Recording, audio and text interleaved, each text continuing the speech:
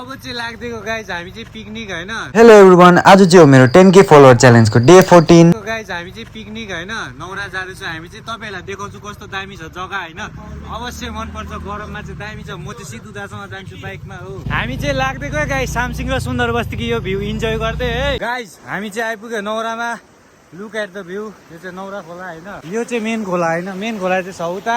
खोला चाहिँ दामी छ हैन साथी। यस्तो डरलाग्दो पौडी खेल्नु चाहिँ आज चाहिँ हामीहरू हैन तपाईहरु पनि छक्कै पर्छ देखेर क्या। हाम्रो गाउँको भाइहरु पनि छ यहाँ किनजना हो, टक्क स्कुटीमा आएको छ। त्यो चाहिँ हो गाइज आइडल नौराको इन्टेक हैन। यहाँबाट चाहिँ पानी इन हुन्छ हैन, त्यहाँ भित्रबाट चाहिँ सप्लाई हुन्छ। अब यहाँ चाहिँ म फोटो खिच्ने छु हैन। क्राउड यति बेसी छ कि त्यहाँ मान्छे यति बेसी छ हैन।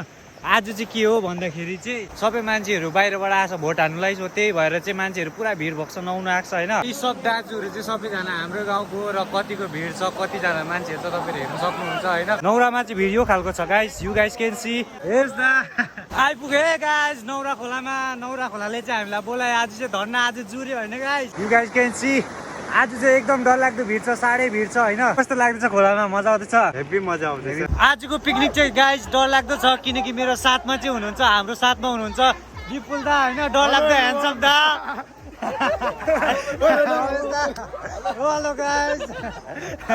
ब्लग मन पर्यो भने चाहिँ कमेन्ट गर्नु होला र पार्ट 2 ब्लग हेर्नुको लागि चाहिँ फलो गर्नु होला। बाई बाई, अब भेटौँ नेक्स्ट भिडियोमा।